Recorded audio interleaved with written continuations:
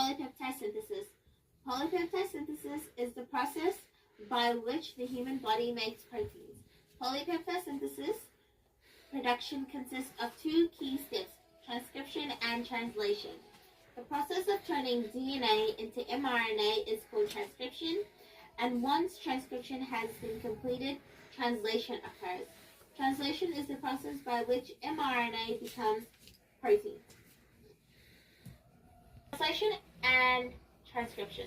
Transcription is the process by which the DNA template strand is copied to form a messenger RNA strand. In this process, an enzyme, DNA polymerase, uses the non-coding strand of DNA to produce mRNA. Step 1. Initiation. mRNA is initiated at the start codon and moves downstream along the genes. The RNA polymerase binds to a specific sequence within the gene, which then splices the DNA molecule into the coding. The DNA polymerase begins to add complementary bases to the template strand and uses it as a template to make a new complementary mRNA molecule. The only difference here is that instead of thymine, mRNA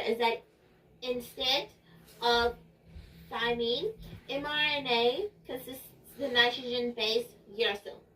Transcription ends in a process called termination.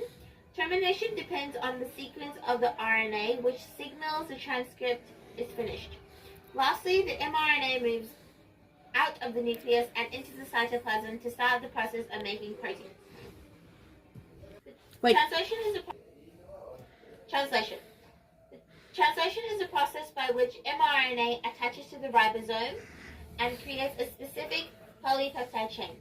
In translation, the mRNA corresponds with a specific tRNA, and each tRNA has a specific amino acid and anticodon. The anticodon is a set of 3 bases that are complementary to the mRNA. Step 1. The mRNA attaches to both the large and the small subunits of the ribosome, and the first tRNA anticodon joins the mRNA codon. The ribosome moves along the mRNA and keeps adding amino acids to the codon in the mRNA, while only being attached to 2 tRNAs at one time. They do this by dropping the previous one.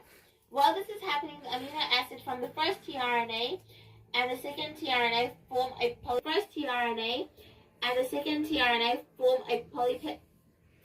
peptide bond.